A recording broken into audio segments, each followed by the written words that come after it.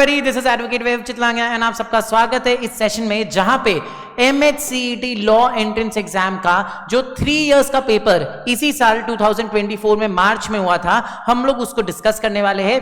जितने भी बच्चे 2024 में अभी 5 इयर्स का पेपर देने वाले हैं, आपके लिए बहुत बहुत बहुत रेलेवेंट है, क्योंकि चाहे 3 इयर्स का पेपर हो या 5 इयर्स का पेपर हो, याद रखना MHCET का क्वेश्चन पेपर पैटर्न सेम रहता है इन द सेंस दैट जिस लेवल के क्वेश्चंस वो लोग 3 इयर्स वाले पेपर में पूछते हैं, सेम लेवल के क्वेश्चंस 5 इयर्स वाले पेपर में भी पूछते हैं। तो आपके लिए एक बहुत अच्छा अपॉर्चुनिटी अभी ये समझने का कि एग्जाम में आप किस तरह के क्वेश्चंस एक्सपेक्ट कर सकते हो और किस तरह की आपकी तैयारी होनी चाहिए। ठीक है, नाउ हम लोग obviously because I am taking this session, तो यहां पे हम लोग logical reasoning and analytical reasoning का जो सेक्शन है, केवल वही सेक्शन डिस्कस करने वाले हैं।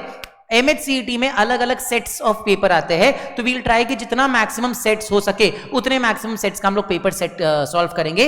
अभी इस सेशन में we are gonna take up 2 different sets and दोनों में हम लोग देखेंगे जो भी आपके पेपर में क्वेश्चन आता है with respect to logical reasoning and analytical reasoning, वो क्या थे और उनके आंसर्स क्या क्या। ठीक है, नाउ ये एकदम ही ऑथेंटिक सोर्स से है ये क्वेश्चंस, ऐसा नहीं कि मैंने अपने मन से कोई क्वेश्चंस निकाले हैं, क्योंकि आपको पता होगा एक बार रिजल्ट आया उसके पहले ऑब्जेक्शन ट्रैकिंग का मौका मिला था स्टूडेंट्स को जिन्होंने 3 इयर्स MHCET का पेपर दिया था, एंड उस समय they were able to download the PDF of the question papers and their answers. तो एक स्टूडेंट ने हमें ये भेजा है एंड हम लोग ये सारे वही क्वेश्चन सॉल्व करने वाले हैं जो एक्चुअली इस साल 2024 मार्च में MHCET 3 इयर्स लॉ एंट्रेंस में पूछा गया था। ठीक है, तो बिना किसी डीले के जल्दी आ जाते। सबसे पहले क्वेश्चन है, the age of Ram is twice the age of Shyam. Ram का जो एज है वो श्याम के एज से ट्वाइस है, मतलब राम बड़ा है श्याम से, and half the age of Sohan. Ram का एज सोहन के एज से हाफ है, तो सोहन राम से बड़ा है। Shyam is elder than Mohan. Shyam जो है वो मोहन से बड़ा है। तो देखो आपको यहां पे पता लगाना था कौन एल्डेस्ट है। हम लोगों ने इसको एक ऑर्डर में अरेंज किया। राम का एज ट्वाइस है श्याम से, तो राम श्याम से बड़ा है, एंड राम का एज हाफ है सोहन से, तो सोहन राम से बड़ा है। ठीक है, श्याम जो है वो मोहन से बड़ा है, तो मोहन सबसे छोटा हो गया। एल्डेस्ट कौन है इसमें? So the correct answer is eldest is your Sohan, which is option C. ठीक है, सो यहां का करेक्ट ऑप्शन है C3। नेक्स्ट, यहां पे आपको बताना है कि which of the following will indicate that C is the son of M। C जो है वो M का बेटा है, ये कौन सा इंडिकेट करेगा? A plus B means A is the brother of B, A minus B means A is the sister of B, and A into B means A is the father of B। अब देखो M minus N मतलब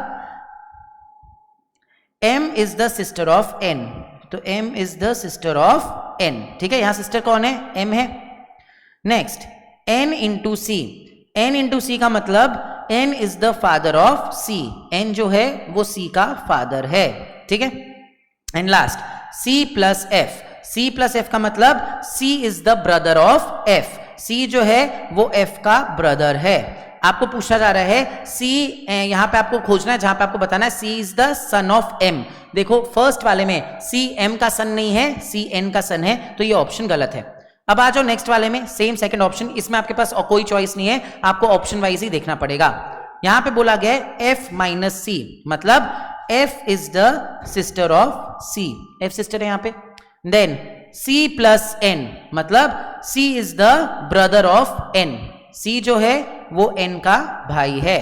and तीसरा N into M, that is N is the father of M, N जो है वो M का father है। यहां पे आप देख सकते हो C जो है वो M का बेटा नहीं है, C जो है वो M का अंकल है इस केस में। सो ये आंसर भी अपना सही नहीं होने वाला। ठीक है, चलो नेक्स्ट है फिर option C, N plus M। तो देखो N इज द, यहां पे अगर N plus M हम देखते हैं तो यहां पे आ जाएगा N is the brother of M, मतलब N जो है वो M का भाई है। ठीक है, next M minus F, M is the sister of F, M जो है वो F की बहन है। ठीक है, और नेक्स्ट F into C मतलब F is the father of C, तो F जो है वो C का फादर है। यहां पे भी C M का बच्चा नहीं हुआ, तो हम लोग को ये वाला आंसर भी नहीं होगा। ऑप्शन डी करके देखते हैं। ऑप्शन डी में आपको दिया है M into N मतलब M is the father of N, M जो है वो N का फादर है। ठीक है,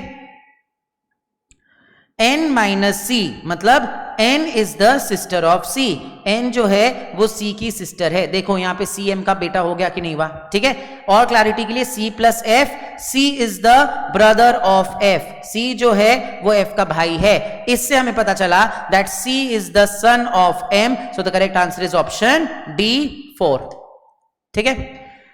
नेक्स्ट आ जाओ, ये क्वेश्चन है डायरेक्शन सेंस का। श्याम यहां खड़ा है, नॉर्थ साउथ ईस्ट वेस्ट। आपको बोला गया है Shyam walks 5 kilometre towards east, वो ईस्ट में गया 5 kilometres, then he turns left, मतलब वो नॉर्थ की तरफ टर्न गया और 6 किलोमीटर चला। Again he turns right and walks 9 kilometre, फिर राइट में जाके 9 किलोमीटर वॉक किया एंड वापस राइट में टर्न करके 6 किलोमीटर वॉक करके आया, ठीक है। क्वेश्चन इज स्टार्टिंग पॉइंट से वो कितना दूर है, तो पहले यहां का 5 किलोमीटर, फिर यहां का 9 किलोमीटर, मतलब वो स्टार्टिंग पॉइंट से 14 किलोमीटर दूर है। Correct option is option C. यहां पे करेक्ट ऑप्शन गलत दिया गया, ठीक है। चलो फाइंड द ऑप्शन, मतलब find the odd one out, cornea, retina, प्यूपिल, vision. तो यहां पे ऑड वन आउट है vision, because cornea, retina and प्यूपिल ये तीनों आईज के पार्ट होते हैं। Vision is your odd one out. Next, 6 children A, B, C, D, E and F are standing in a row, ठीक है। B is between F and D. Now B जो है वो F और D के बीच में है, बट F और D कहां है, उसके किस साइड है हमें नहीं पता। E is between A and C. Same way E जो है वो A और C के बीच में है। अब इसमें A कहां है C कहां है हमें नहीं पता। A does not stand next to either F और D. A जो है वो F और D के बगल में नहीं बैठता, नहीं खड़ा होता है।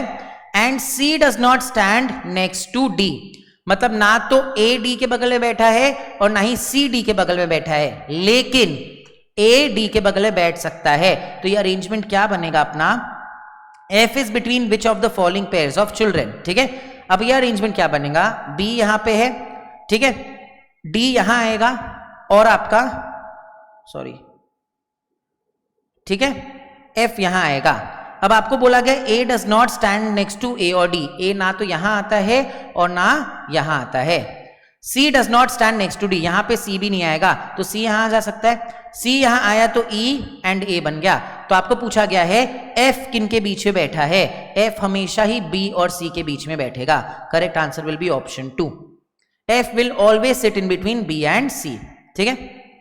Next, animals is written as स्लामिना।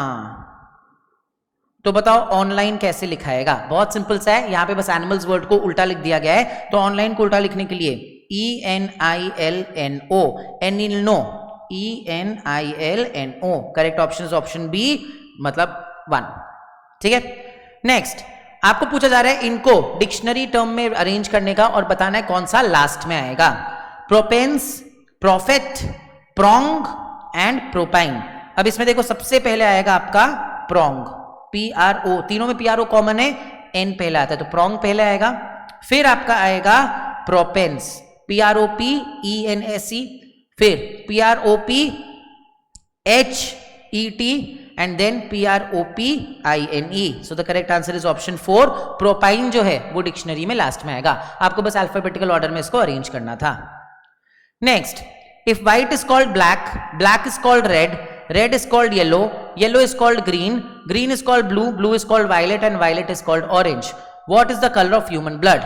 Human blood का कलर है red, लेकिन red is called yellow. So the correct answer will be option B, yellow.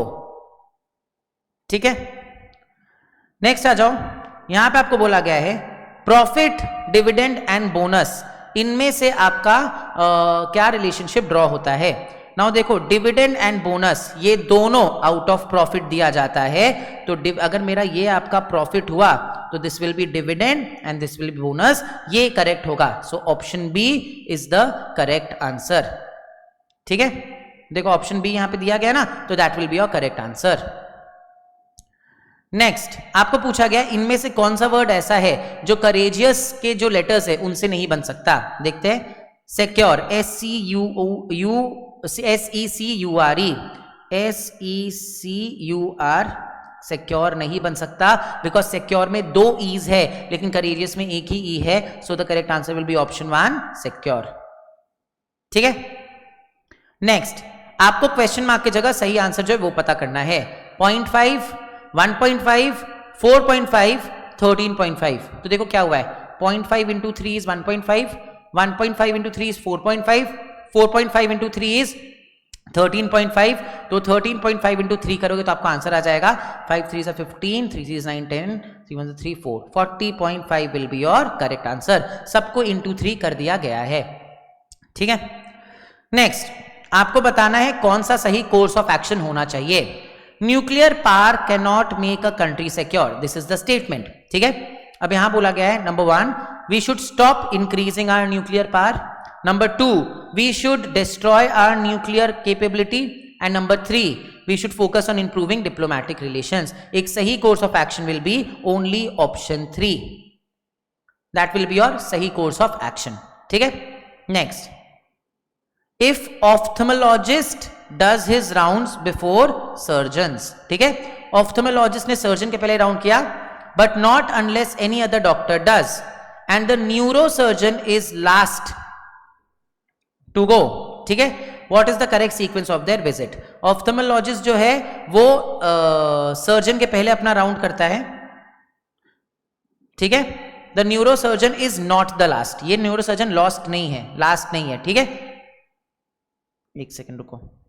आपको यहां पे 4 सर्जन के बारे में बताया गया है. ऑर्थोपीडिस्ट, neurosurgeon, plastic surgeon and ophthalmologist. अब यहां क्या बोला गया है.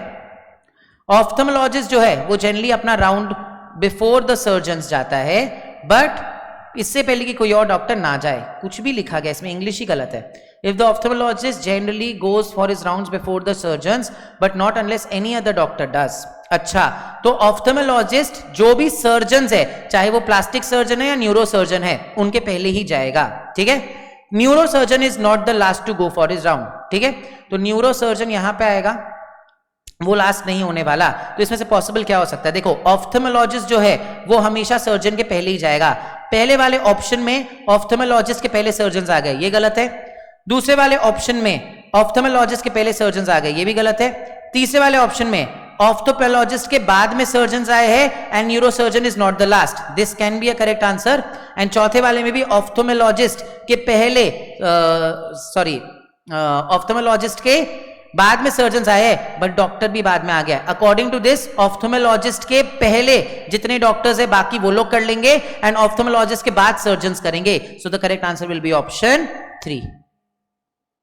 ठीक है. Next A person travels 10 kilometer from north towards east. तो वो ये मान लो ये नॉर्थ है, यहां से ईस्ट में गया ये 10 kilometres. Then he moves 6 kilometer towards west. फिर वो वापस आ गया 6 किलोमीटर. इसको हम अलग कलर से दिखा दे रहे हैं. वो वापस आ गया 6 kilometres. Finally he covers 8 kilometers towards the starting point. तो वो स्टार्टिंग पॉइंट की तरफ 8 किलोमीटर, मतलब इसी डायरेक्शन में 8 किलोमीटर गया.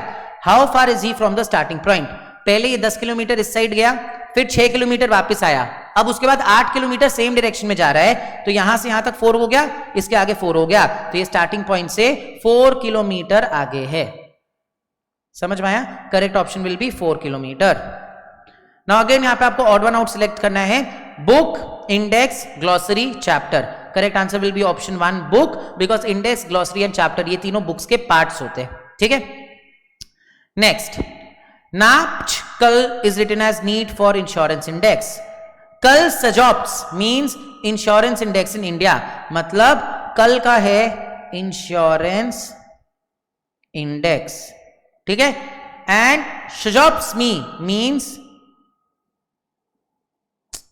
India need insurance parameter. अब देखो यहां पे इंश्योरेंस इंडेक्स एंड यहां पे इंश्योरेंस इंडेक्स कॉमन है एंड यहां पे केएल और केएल कॉमन है. तो KL stands for insurance index. ठीक है. It stands for index. Option C. ठीक है. नेक्स्ट, ऑप्टिमिस्टिक एंड पेसिमिस्टिक में जो एग्जांपल जो रिलेशनशिप है आपको यहीं पे वो रिलेशनशिप खोजना है ना. ऑप्टिमिस्टिक का मतलब होता है somebody who's positive, पेसिमिस्टिक का मतलब होता है somebody who's negative. तो ये ऑपोजिट्स है. इनमें से कौन सा ऑपोजिट्स है तो आपको दिख रहा है export import is opposites. So export import is the correct answer. ठीक है। Next, in a row of children facing north, सब लोग इस तरफ बैठे हैं। रितेश, अच्छा सब लोग अगर नॉर्थ फेस करे तो ये लेफ्ट हो गया, ये राइट हो गया। Ritesh is 12th from the left end, Sudhir is 22nd, जो आपका सुधीर है वो राइट एंड से 22nd है, तो यहां पे रितेश है, यहां पे सुधीर है। और जो आपका रितेश और सुधीर का रिलेशनशिप है उनमें क्या बोला गया है, Sudhir is 4th to the right of Ritesh, तो रितेश के बाद 1 2 3 फिर सुधीर आया है, ठीक है। आपको बताना है टोटल कितने बच्चे, तो देखो रितेश तक कितने थे 12, सुधीर तक कितने थे 22, और इनके बीच में कितने बच्चे 3, सो the correct answer will B 37 बच्चे हैं टोटल। रितेश इस तरफ से 12th है, सुधीर इस तरफ से 22nd है, और रितेश और सुधीर के बीच में 3 बच्चे हैं, तभी तो सुधीर 4th होगा ना। रितेश के बाद 1 2 3 and Sudhir will be 4th, तो सबको ऐड कर दिया। Your correct answer will be option C 37, ठीक है। नेक्स्ट, जो ये वर्ड है क्रिएटिव, इसमें ऐसे कितने लेटर्स है जो इस वर्ड में सेम डिस्टेंस में आते हैं जैसे एक नॉर्मल इंग्लिश अल्फाबेट में आते हैं, तो देखते हैं। सी और आर बहुत दूर है, सी और ई, सी डी ई, तो पहला मिल गया अपने को सी ई। सी और ए एक लेटर आना चाहिए, अब देखो हम आपके यहां लिख के दिखाते हैं। क्रिएटिव है, सी और ई बहुत दूर है अपने उसमें, यहां बगल बगल में नहीं होगा। सी और ई इज 1, देन सी और ए नॉर्मल अल्फाबेट सीरीज में एक लेटर आता है, यहां 2 लेटर्स है। सी और टी अगेन बहुत दूर है। सी और आई चेक कर लेते हैं, D E F G H नहीं होगा। सी और V, V U V W X Y Z नहीं होगा। And C and E again एक का गैप है, तो सी के साथ केवल एक ही है। अब आर के साथ देख लेते हैं। आर के साथ सिंपली ऐसे लिख लो, S T U V W X, तो आर के साथ भी कोई नहीं है। ई के साथ देख लेते हैं। ई और ए नॉर्मल केस में अपना क्या बोलते हैं, ई और ए में 4 3 का गैप होता है, यहां एक भी नहीं है। ई और टी बहुत दूर है, ई और आई, ई एफ जी एच नहीं आएगा। ई और वी बहुत दूर है, ई एंड ई अगेन नहीं है। ए का देख लेते हैं, ए के बाद बी सी डी ई, तो ए ई सेकेंड पेयर बन गया, ठीक है। टी के साथ देख लेते हैं, टी यू वी, टी और वी थर्ड पेयर बन गया। आई थिंक यही 3 पेयर्स है, so the correct option will be option 4 3, ठीक है। 3 पेयर्स होने चाहिए, ऑप्शन सी 3, ठीक है। Find the appropriate word question mark की जगह, forecast and future, regret and what. Forecast जो किया जाता है वो फ्यूचर के लिए किया जाता है, और रिग्रेट अपने पास्ट के लिए करते हैं, सो the correct answer will be option 3 past, ठीक है। इनमें से आपको ऑड वन आउट पता करना है। नो ऑड वन आउट पता करने के लिए देखो 9 10 11, 11 + 7 18, ये 3 से डिविजिबल है। 5 6 7 8, 8 8 16, 17 18, ये भी 3 से डिविजिबल है। 8 1 9 10 11 + 6, ये 3 से डिविजिबल नहीं है। 4 5 6 7 8 9 9 9 18, ये भी 3 से डिविजिबल है। So 1 5 2 8 will be odd one out because the remaining numbers are divisible by 3, but 1 5 2 8 is not divisible by 3, ठीक है। Statement and arguments. Should China encourage exports when most things are insufficient for internal use itself? पहला, yes, they have to earn foreign exchange to pay for their imports. 2, even selective encouragement would lead to shortages. यहाँ पे कोई भी strong है क्या? The answer is neither one nor two strong, दोनों में से कोई भी स्ट्रॉन्ग नहीं है। अगर हमें इंपोर्ट करने के लिए फॉरेन एक्सचेंज चाहिए तो इसका मतलब ये थोड़े कि मेरे घर के लोगों को खाने का नहीं मिल रहा है तो भी हम एक्सपोर्ट करते जाएंगे, राइट। एंड सिलेक्टिव एनकरेजमेंट की तो बात ही नहीं है, तो both are weak arguments. Next, circumference खोजना है। I know a teacher of a school, he has beard. Inference है all the teachers of the school have beard, absolutely not. मतलब इन्फ्रेंस आप ड्रॉ ही नहीं कर सकते हो, नहीं फॉर दैट, हाँ इन्फ्रेंस आप ड्रॉ ही नहीं कर सकते हो क्योंकि आप एक टीचर को जानते हो, उसके पास बियर्ड था। अब इससे सारे स्कूल के टीचर के पास बियर्ड होगा कि नहीं? वी कैन नॉट से, डेटा इनसफिशिएंट, तो inference can not be drawn, ठीक है। नेक्स्ट, फिजिशियन ट्रीटमेंट, जज इज टू व्हाट? फिजिशियन मतलब डॉक्टर, तो डॉक्टर आपका ट्रीटमेंट करता है और जज क्या करता है? जज जो है वो जजमेंट देता है। So the correct answer is option 2 judgement. If minus stands for plus, minus की जगह प्लस लिखना है, plus stands for multiplication and multiplication stands for minus, तो इनमें से कौन सा ऑप्शन गलत है? प्लस की जगह मल्टीप्लीकेशन आएगा, माइनस की जगह प्लस आएगा और मल्टीप्लीकेशन की जगह माइनस आएगा। तो बॉड मास के हिसाब से 22 इंटू 7, ये पूरा सॉल्व करना पड़ेगा। 7 2 14, 154 माइनस प्लस 3 माइनस 9, तो 157 माइनस 9 148, ये सही है। इंटू जगह माइनस लिखना है, इसको अपने यहीं लिख लेते तो सारा क्लियर हो जाएगा। इंटू की जगह माइनस लिखना है, माइनस की जगह प्लस लिखना है और प्लस की जगह मल्टीप्लाई लिखना है। तो 10 इंटू 20 इज 200, 33 माइनस 5 प्लस 200, तो ये तो आपका कुछ भी आंसर आ गया। 33 माइनस 5 बॉड मास के हिसाब से पहले एडिशन होगा, तो 5 प्लस 200 इज 205, 33 माइनस 25, ये गलत है। So the correct answer is option 2, option 2 is wrong. ठीक है, नेक्स्ट मीनिंगफुल सीक्वेंस से करना है, ये हम लोगों ने क्लास में भी किया था। Member, then family, then community, sorry member C है ना, member, then family, then community, then locality and then country. Correct option is option 1। आपको इसमें बताना है how many numbers are preceded by a vowel. ठीक है, ये नहीं है, ये अगर आई है, ये आई है ना, हाँ, तो पहला अपना बन गया I7, then E0, number preceded by vowel, number के पहले वॉवल आना चाहिए। ठीक है, 2 है ऐसे, I7 एंड E0। ठीक है,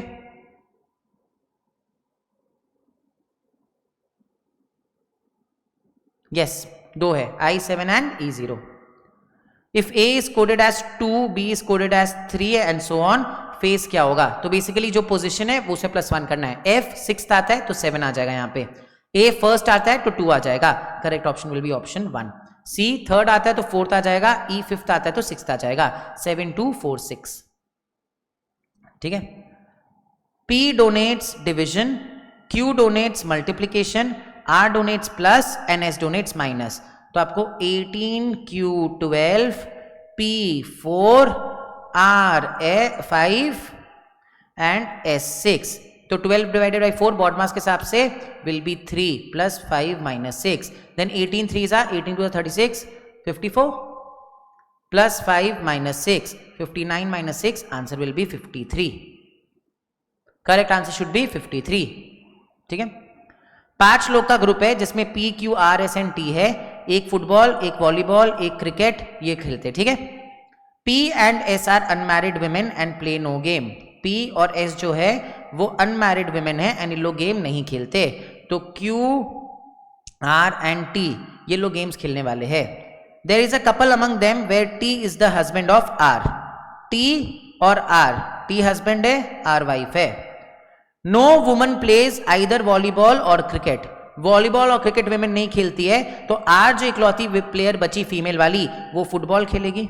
ठीक है, Q is the brother of R, Q इसका भाई है, and in neither plays football not volleyball, ये फुटबॉल वॉलीबॉल नहीं खेलता है तो ये क्रिकेट खेलेगा, एंड आपका वॉलीबॉल T खेलेगा, क्योंकि यही 3 लोग गेम्स खेलते थे, P एंड S तो गेम खेलते नहीं थे। तो क्रिकेट कौन खेलता है? Q क्रिकेट खेलता है। ठीक है, आई थिंक यही इतने ही क्वेश्चंस थे आपका with respect to logical and analytical reasoning in this question paper. आप देखोगे ओवरऑल 1-2 क्वेश्चन थोड़े ट्रिकी थे, उसके अलावा the question paper was Fairlie easy. ठीक है, ये हम लोगों ने एक क्वेश्चन पेपर सॉल्व किया। आइए दूसरा क्वेश्चन पेपर हम लोग सॉल्व करते हैं।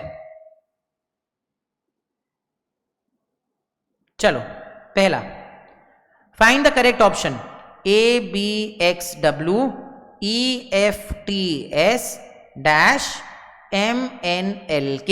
ये दूसरा पेपर सेट है जिसका हम लोगों ने पहला क्वेश्चन अभी उठाया है।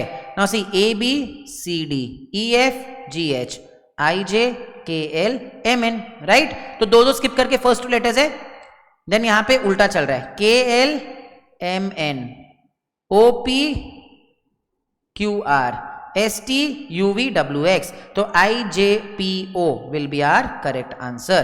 ठीक है, क्या हुआ है देखो, हम लोगों ने इसको पहले ये फर्स्ट 2 लेटर्स कंसिडर किया, इसको लेटर्स को कंसिडर करते वक्त हमारे पास 2-2 के गैप में आपने लिखना स्टार्ट किया। तो ABCD EFGH, तो IJ आएगा, KL MN आ गया। उसके बाद हम लोगों ने पीछे वाले 2 लेटर्स कंसिडर करना स्टार्ट किया और ये उल्टा लिखा हुआ है। तो देखो यहां पे आपका लिखा हुआ है KL, फिर MN को हमने स्किप किया, फिर OP, फिर QR को स्किप किया, फिर ST, फिर UV को स्किप किया, फिर WX। तो यहाँ पे OP को उल्टा लिखना है, IGPO will be your correct answer. ठीक है। Now one day Sunny left home and cycle 10 kilometre south. तो north south east west, 10 kilometre south आया। साउथ अगर जा रहे हो, ही टर्न्ड राइट, मतलब वो इस तरफ घूमा एंड 5 किलोमीटर्स गया, फिर अगेन राइट टर्न किया एंड 10 किलोमीटर्स आया। तो ओरिजिनल पोजीशन से यहां पे आ गया एंड यहां से लेफ्ट टर्न करके वो गया 10 kilometres. How many kilometres will have to cycle to reach home straight? 10 यहां का एंड 5 यहां का, 15 kilometre is the correct answer. ठीक है। नेक्स्ट, एक इंसान है, he ranks 7th from the top and 28th from the bottom. आपको पता लगाना है टोटल कितने बच्चे, तो हमें पता है total plus 1 is equal to top plus bottom, right. तो टोटल मतलब x plus 1 is equal to 7 प्लस 28, x is equal to 35 minus 1 that is 34। Total 34 बच्चे होंगे क्लास में। ठीक है। आपको बताना है क्या कंक्लूजन सही है। A town is situated beside a national highway, many vehicles run on the highway. Conclusion क्या है? Town faces sound and air pollution, towns are connected with the cities. यहां पे दोनों फॉलो करेगा। आपका नेशनल हाईवे के बगल में तो वहां पे एयर एंड साउंड पोल्यूशन बहुत होता होगा, बहुत आवाज आती होगी, बहुत डस्ट उड़ता होगा, एंड आप बिकॉज हाईवे से सटके रहते हो तो आप बाकी सिटी से भी कनेक्टेड रहोगे। Correct option is both 1 and 2 follows. ठीक है। नेक्स्ट, आपको एक कंपनी का एक्सपेंडिचर बताया गया है कुछ सालों के ऊपर, 1998 का 1999। आपको बताना है the ratio between total expenditure on taxes for all years and total expenditure on fuel and transport is, ratio बताना है taxes का total expenditure का and fuel and transport का। now taxes का ऐड करो, 83, 108, 74, 88, 98। तो 8, 8, 16, 20, 28, 29, 30, 31, 1, 3, 10, 18, 18, 26, 35, 5, 3। तो 451 आया आपका टैक्सेस का। फ्यूल का अगर अपने देखते हैं 98 प्लस 112, 101, 133, 142, 8, 9, 10, 11, 12, 13, 14, 15, 16, 6, 1, 10, 11, 12, 13, 14, 14 plus 4, 18, 8, 1, 1, 2, 3, 4, 5, 586। तो 586 अपॉन 451। ठीक है। अगर आप देखोगे तो ये नियर अबाउट अपना जो रेशियो है वो निकालना ही पड़ेगा, अपने को कैलकुलेट ही करना पड़ेगा।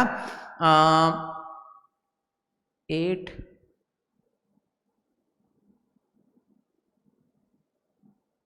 सॉरी टैक्सेस अपॉन ये बोला गया ना, तो 451 अपॉन 586। ठीक है। अब आप इसको अगर सिंप्लीफाई कर करके रेशियो लेके आओगे तो your answer will be near about 10/13। ठीक है। नियर अबाउट 10/13 होगा, ये एग्जैक्ट 10/13 नहीं होगा, नियर अबाउट 10/13 होगा। ठीक है। चलो, second day of the month is Friday. तो इनमें से लास्ट डे कौन सा होने वाला है? Second day of the month, मान लो 2 जनवरी फ्राइडे है। 2 जनवरी फ्राइडे, तो 9 जनवरी भी फ्राइडे होगा। 9 जनवरी के बाद 16 जनवरी भी फ्राइडे होने वाला है, 23 जनवरी भी फ्राइडे होने वाला है एंड 30 जनवरी भी फ्राइडे होने वाला है। +7 करते गए तो अगर सेकेंड फ्राइडे है तो 9, 16 +7 करते रहो। अगर 30th फ्राइडे है तो 31st कौन सा होगा? 31st होगा सैटरडे। सैटरडे ऑप्शन में नहीं है तो आपको डेटा इनएडिक्वेट करना पड़ेगा। ठीक है। एक्चुअली आंसर निकल सकता है बट पता नहीं डेटा इनएडिक्वेट क्यों दिया। सी, सेकंड को अगर फ्राइडे तो 9th को फ्राइडे होगा, 9th को अगर फ्राइडे हुआ तो 16 फ्राइडे होगा, 23 फ्राइडे होगा, 30th फ्राइडे होगा। तो आपका लास्ट डे बोला गया है अगले महीने का लास्ट डे, अगले महीने का लास्ट डे है। अच्छा, अगर आपको अगले महीने का लास्ट डे पूछा जा रहा है तब डेटा इनएडिक्वेट है। क्यों? बिकॉज इस महीने में 30 डेज है या 31 डेज है या 28 डेज है या 29 डेज है, नहीं बताया गया है, तो डेटा इज इनएडिक्वेट। ठीक है। आओ, Ram is younger than Shyam but elder to Arjun. तो राम जो है वो श्याम से छोटा है लेकिन अर्जुन से बड़ा है। अर्जुन जो है वो कर्ण से बड़ा है। सीमा जो है वो अर्जुन से बड़ी है लेकिन राम से छोटी है, तो सीमा यहां आ जाएगी। Who is the youngest? Karan is the youngest. आपको सीक्वेंस ऑफ क्रिकेट सही बताना है। सबसे पहले क्या होता है? टॉस। टॉस के बाद फर्स्ट इनिंग्स, फिर इनिंग्स ब्रेक, फिर second innings. So the correct option is option B, toss first innings, break second innings.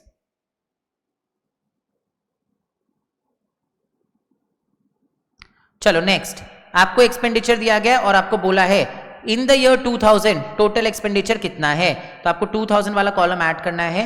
324 plus 101 plus 3.84 फिर 36.4 and 88. You add all this 4, 8, 9, 10, 11, 12, 2, 1. Point आएगा 4, 5, 6, 7, 8, 9. 9 plus 6, 15 plus 3, 8, 23. 8, 9, 10, 11, 12, 13, 14, 15. 3, 4, 5. तो 553.24. वाह, option ही नहीं है, तो उससे जो क्लोजेस्ट है 544.44, अपने इसको ऐड कर देंगे। ठीक है, there are 3 statements. Based on the first 2 statements, tell us if the third is true, false or uncertain. Sunny is older than honey. Sunny जो है वो हनी से बड़ा है। Vibha is older than Sunny. Vibha जो है वो सनी से भी बड़ी है। Honey is older than Vibha. Is this true or false? Then this is absolutely false. Because Vibha सबसे बड़ी है, हनी सबसे छोटा है। ठीक है, present age of Gaurav and Saurabh are in the ratio 6:7। तो मान लो गौरव का एक्स है 6x एंड सौरभ का एज है 7x। After 6 years there edges will be 15:17। तो 6x plus 7 upon 7x plus 7 will give you 15 and 17। ठीक है, अब इसको आपको बस सॉल्व करना है x के लिए। तो देखो 17 into 6x plus 7 is equal to 15 into 7x plus 7। ठीक है, 17 6 42, 4 6 1 7, तो 102x। ठीक है, 6 10 60, 7 6 42। ठीक है, प्लस 17 into 7 is 119। ठीक है, इज इक्वल टू 15 into 7 105। ठीक है, प्लस अगेन 15 into 7 is 105। ठीक है, इसको इधर ले आओ, इसको इधर ले आओ, तो 119 minus 105 is equal to 105x minus 102x। that means 3x is equal to 14।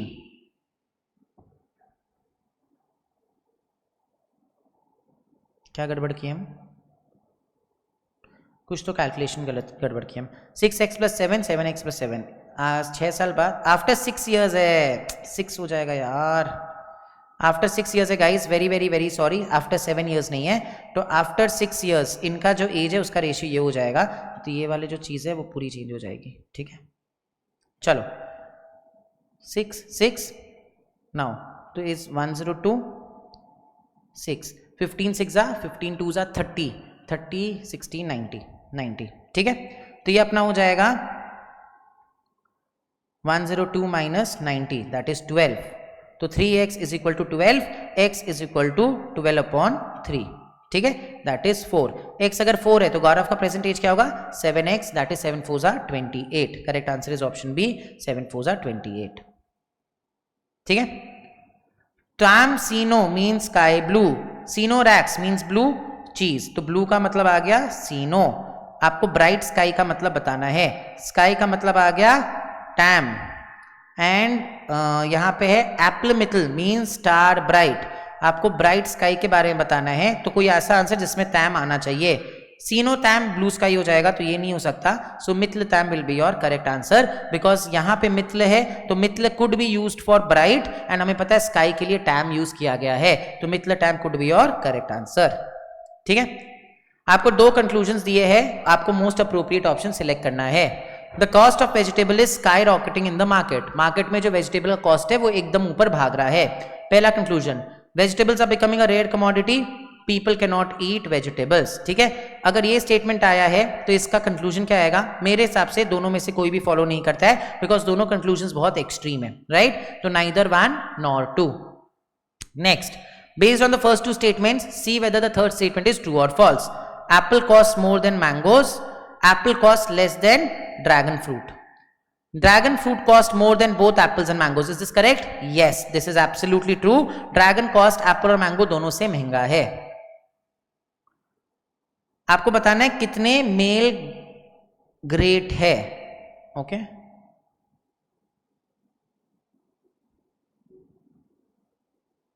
अच्छा, ये जो सर्कल है ये ग्रेट को डिफाइन करता है और ये जो रेक्टेंगल है ये मेल को डिफाइन करता है। तो जितना जगह आपका मेल का रेक्टेंगल और सर्कल इंटरसेक्ट कर रहा है that will be your male grade का नंबर। तो देखो यहां पे कर रहा है,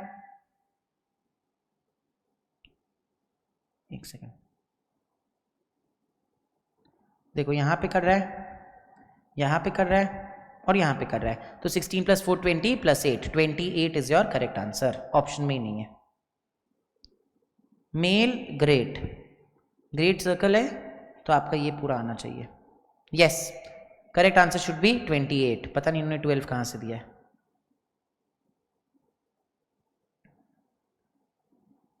$28 will be your correct answer. ठीक है,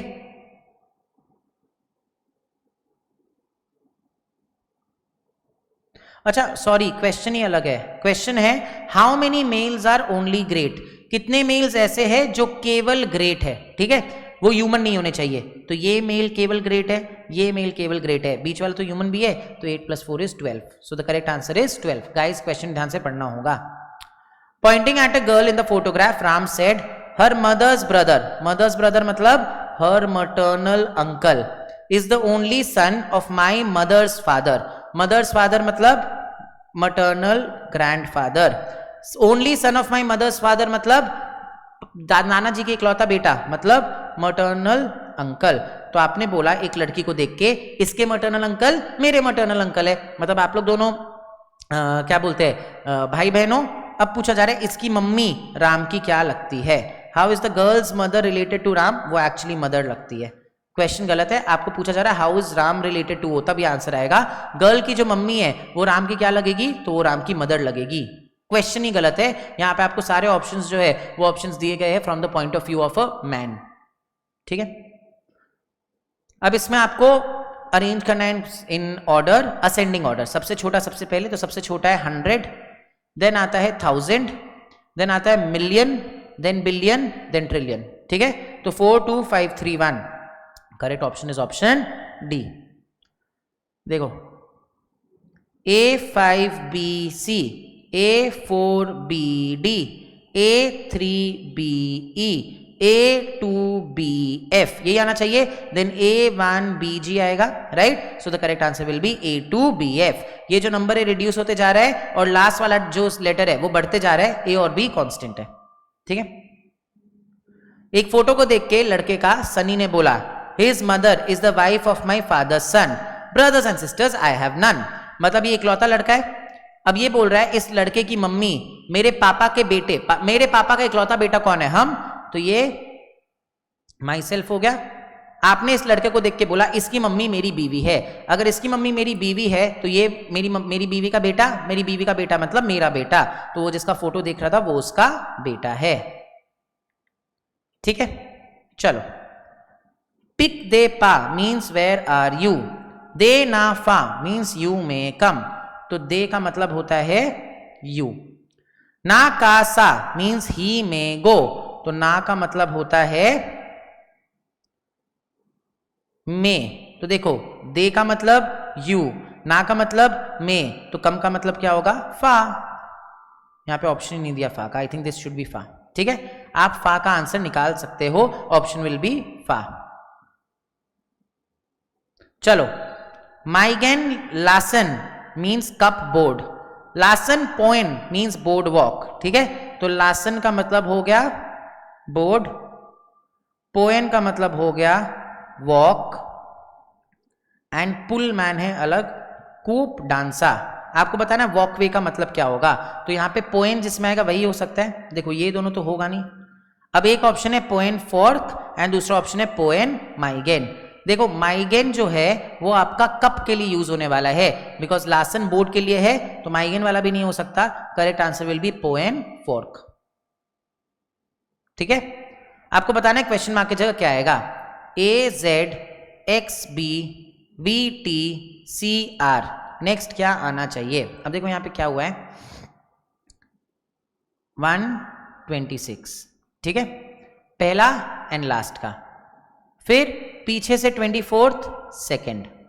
ठीक है, फिर पीछे से 5th, आगे से 20, मतलब जो दो लेटर्स है वो मिला के फिर 3 एंड R.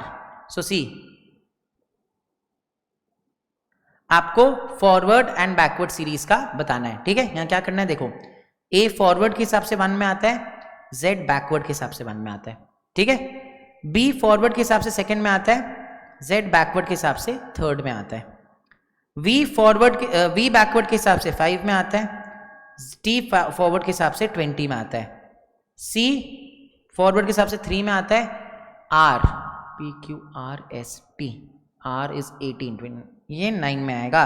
तो आपको बताना है क्वेश्चन मार्क की जगह क्या आना चाहिए. Okay, easy. A dash dash, B dash dash, C dash dash. तो आपको पता लगाना डैश में क्या आएगा. अब देखो X Y Z T U V, तो P Q R आना चाहिए. सो यहां पे आपका आना चाहिए P, और P के बाद आएगा D. Correct option will be option D. अभी क्या हुआ है हम आपको वापस समझा रहे हैं. आपको जो लिख के दिया गया वो है AZX BVT CR डैश. ठीक है, अब आपको क्या करना है देखो, पहले तो 3 के ग्रुप में बांट दो, इजीली समझ में आएगा. ठीक है, अब देखो A B C. ठीक है, फिर आया Z और X. तो Z और X के बीच में गैप आता है Y. यहां पे आया V और T, इनके बीच में ये गैप आता है U. अब देखो T U V W X Y Z. ठीक है, R S. तो R के पहले गैप क्या आएगा Q, और उसके पहले क्या आता है P. सो ये answer will be CRP, and then next आएगा C के बाद D. तो PD will be your correct answer. ठीक है, in a row of 5 persons facing north, ये लेफ्ट है ये राइट है. P is to the right of Q. तो P जो है वो Q के राइट में है. ठीक है, who is second to the left of R, ये R के लेफ्ट साइड में सेकेंड है, तो ये ऐसे बैठे. X, who is second to the right of Y, is an immediate neighbor of Q and R. P is to the right of Q, तो Q के राइट साइड में P बैठा है. Who is second to the left of R? Q R के left में second आना चाहिए, तो इनका बोलने का मतलब है P के लेफ्ट में सेकंड आएगा क्या. गाइस क्वेश्चन इज गलत, बहुत ही मेजर प्रॉब्लम है विद द क्वेश्चंस. देखो 5 लोग हैं जो नॉर्थ फेस कर रहे हैं, मतलब लेफ्ट ये है राइट ये है. ठीक है, P is to the right of Q. P जो है वो Q के राइट में है. ठीक है, who is second to the left of R. ठीक है, अच्छा इसमें ऐसा हो सकता है कि P Q के राइट में कहीं पे भी हो सकती है. ठीक है, और Q जो है वो R के लेफ्ट साइड में सेकेंड में है, तो इनका प्लेस फिक्स हो गया. X, who is second to the right of Y. X जो है वो Y के सेकेंड राइट में है, is an immediate neighbour of Q and R. तो X यहां आएगा, Y यहां आएगा, एंड P यहां आएगा. सो योर सेंटर में एकदम आ गया X. ठीक है, चलो W is the mother of X, Y is the mother of Z, X is the sister of Y. तो बेसिकली X जो है वो Y की सिस्टर है, और Z यहां आ जाएगा. S is the husband of W. Who is the aunt of Z. Z की आंट कौन है, तो Z की आंट है X. आपको इसको देख के बताना है total amount of bonus paid by the company during the period, वो टोटल सैलरी का कितना परसेंट है. तो पहले सैलरी ऐड कर लो. 288, 342, 324, 336 एंड 420. 6 4 10 18 20 0 2 8 to 10 14 15 16 17 18 19 20 21 1 2 3 6 10 13 14 15 16 17. टोटल सैलरी पे किया गया है 1710. बोनस देखे तो 3, 2.52, 3.84, 3.68 एंड 3.96. ठीक है, 6 4 10 18 20 0 2 5 8 5 13 14 15 15 plus 6 is 21, 21 plus 9 is 30 0 3 3 6 9 12 15 16 17 17. तो 17 अपॉन 1710 इंटू 100 आपको परसेंटेज दे देगा. सो बेसिकली 1710 आपने पूरा अपना वो पे किया था. ठीक है. सो दिस विल बी 1710 रुपया इज द एंटायर जो आपने सैलरी पे किया था एंड 17 रुपया का बोनस आया है. तो 1710 का 10% will be 171 and 1% will be 17. So इसका 1% is 17. Option C. 11, 14, 20, 23, 29 plus 3 plus 6 plus 3 plus 6 plus 3 will be 32. Point A is to the 6 meters south of point B. तो B यहाँ है, इसके 6 मीटर साउथ में पॉइंट A है. Point X is to 3 metre north of point A. A के north में 3 metres में point X आता है. ठीक है. Point B is to 7 metre east of point C. Point C के ईस्ट में 7 मीटर्स में पॉइंट B आता है. Point Y is 5 metre west of point X. यहां पे X है, इसके 5 मीटर वेस्ट में पॉइंट Y आता है. Y जो है वो A के रिस्पेक्ट में किस तरफ है? तो ये अगर नॉर्थ है, ये साउथ है, ये ईस्ट है, ये वेस्ट है, तो ये नॉर्थ वेस्ट में आया. Correct answer will B north west. Sun of your fathers only son. Your fathers only son मतलब सनी ने अदिति को बोला योर फादर्स ओनली सन मतलब योर ब्रदर. ठीक है. Son of your brother is my wife's brother. ठीक है. आपने एक औरत को बोला आपके भाई का बेटा मेरी बीवी का भाई है, मतलब मेरा साला है. So the answer will be how is Aditi related to the wife of Sunny. आपके भाई का बेटा मेरी बीवी का भाई है, मतलब आपके भाई का बेटी मेरी बीवी है, मतलब आप मेरी बीवी की आंट लगो. यहां पे पूछा गया है अदिति सनी की बीवी से कैसे रिलेटेड है, तो वो सनी की बीवी की आंट है. ठीक है. ना यहां पे आपको बोला गया है एक टेलर है जिसको कुछ शर्ट पीसेस कट करने थे फैब्रिक से. वो हर रोल इक्वल लेंथ का काटता था 10 पीसेस में. 45 कट्स पर मिनट देता था. तो आपको पूछा जा रहा है 24 रोल्स को कितने मिनट में काटेगा. ठीक है. नाउ अगर वो मान लो 24 रोल्स की बात कर रहा है, 24 रोल्स में हर रोल में 10 पीसेस आते हैं, तो 24 रोल्स मतलब 240 पीसेस काटना है, 240 कट्स मारना है. 145 कट्स के लिए 1 मिनट, तो 240 कट्स के लिए 240 अपॉन 45. ठीक है. तो 240 अपॉन 45 विल बी 5 से 9 48. ठीक है. अच्छा हम उल्टा बोल दिए. 24 मिनट्स में कितने रोल्स कटेंगे, सॉरी हम आपको टाइम निकाल रहे थे 24 रोल्स को काटने का. ठीक है. क्वेश्चन क्या है ये समझो.